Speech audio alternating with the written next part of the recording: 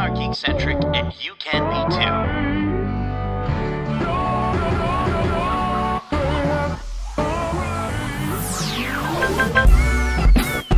Love ya.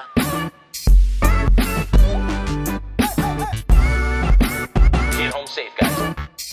Peace.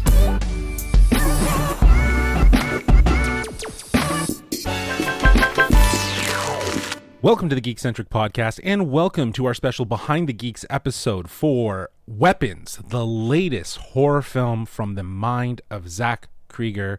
My name is Justin, and if you're joining us for the first time, well, we are Geekcentric, a podcast covering the world of movies, TV shows, toys, collectibles, gaming, and all things Geekcentric. And on today's episode, we're sitting down with Alden Ehrenreich to talk about his role in Weapons, the upcoming horror thriller from writer-director Zach Cregger. Alden plays Paul, a police officer quietly wrestling with a lot beneath the surface, who gets pulled into the mystery of a group of missing school kids.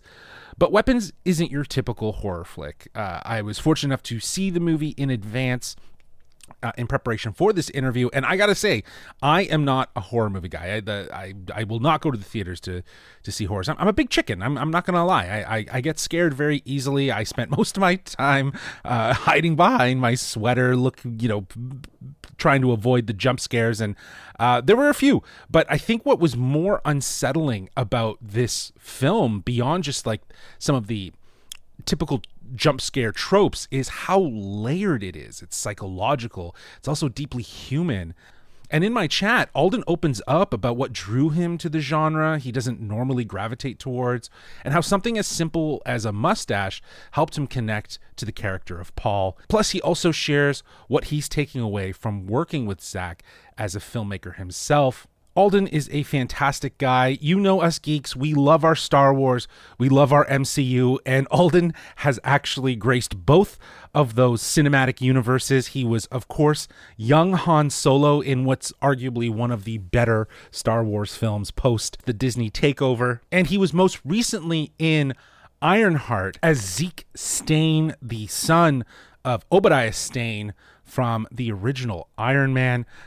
We're so grateful for Alden's time. A huge thanks to our friends at Warner Brothers Canada with setting me up with this interview, as well as inviting me to a private screening in their lovely private theater. Again, this movie is terrifying. It hits theaters August 8th. I personally think that it's going to do really, really well, and I enjoy Zach Cregger's work. I think he is one of the most innovative and most interesting filmmakers working in the horror genre, and this movie shows. The last horror movie that I saw in theaters actually was Zach Cregger's The Barbarian, so I guess it's coming full circle. But before we get to our interview, I just want to shout out a couple things. We have a ton of other great episodes for you to enjoy, like our most recent spoiler-free reviews for the FX series Alien Earth, which is hitting Disney Plus next week on August 13th. So you can listen to our spoiler-free thoughts about that show. We really loved it. And now, going total opposite, we also have a spoiler-free review for Freakier Friday, the latest frequel in the Freaky Friday franchise, starring Jamie Lee Curtis, Lindsay Lohan. Our spoiler-free review for that is out now, and it also comes out in theaters August 8th. So hey, you might want to do a double bill. You might want to get the shit scared out of you with Weapons and then head over and have a Freakier Friday, or vice versa. I encourage you. It is a great time to go to the movie. So many different options for you to enjoy. We are going to be covering Fan Expo towards the end of August, so stay tuned for that. Be sure to subscribe to us wherever you listen to podcasts. And the cat's out of the bag, Geekcentric is going to be covering TIFF this year for the first time ever. The Toronto International Film Festival is celebrating its 50th anniversary, and Geekcentric's going to be there covering it. We're going to bring you our thoughts on the event, thoughts on movies, all sorts of stuff. So it is a great time to be Geekcentric, so be sure to subscribe to us on our socials, on Instagram and TikTok at We Are Geekcentric, and on Twitter at GeekcentricYT. And hey, if you want to watch this interview with Alden Ehrenreich, well, you can do so on YouTube at youtube.com/Geekcentric. Okay, I did all the things. We are done. Let's get to this interview. Please welcome to the Geekcentric podcast, Alden Ehrenreich. Hey, Alden. Hi, how are My you? name's Justin. I'm from the Geekcentric podcast. How you doing, man? Good. How are you doing? I'm doing great, man. I'm talking to Han Solo about this freaky ass movie that I saw called Weapons, which was actually like really interesting. It was a very Yeah, interesting movie. And as expected, you were fantastic in it. thank you. And I got to say, the mustache, it Yeah, really suited you. thanks very much. It looked good on you. And I kind of got me thinking, when you're building a character like Paul, how much do physical elements like a mustache or even the uniform help you ground the character?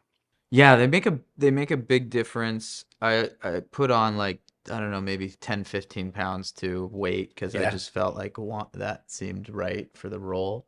Mhm. They feed you in a big way, and it's why it's good to focus on those things. It's like you focus on the inside stuff, but then those, yeah, they make a big difference. That's awesome. I know you're not typically a horror guy. You've stated this, but something clearly drew you to this script. What surprised you most about stepping into a genre film like this? Um, I think it was, the thing that I really, when I read it, it just felt like, God, something, and I think this is kind of playing out now as the movie's being released. There's something different about this. There's something unusual and something that just, it stands out in some way you can't totally put your finger on. And for me, the best way of understanding that is that Zach wrote this from such a deep personal place. And so even though these aren't events in his life, obviously, his imagination, there's a different quality to the way this move to this film's imagination, and I think it's almost like watching someone's nightmare. Yeah, I totally agree. I had nightmares after. But I gotta ask, like, something that really stood out to me about weapons is that every character really does seem to be dealing with something. Like there's a lot going on. Yeah, Paul's not just a cop. There's deeper stuff yeah, going on. And same with Justine. Justine's not just a teacher. There's yeah. there's more. In your opinion, and from your perspective, how do those individual complexities connect, do you think, to the larger themes? Because I feel Mm, like there's something there. I just yeah. don't know how to articulate it. So I thought I'd ask you. That's a great question. I think Yeah. that the way to understand it is that in a way all of these characters are a part of Zach. They're different expressions of who he is, and that the bit larger story is also part of who he is. So there is kind of a poetic, it's almost like a dream language, the way in which Right. those things relate to that.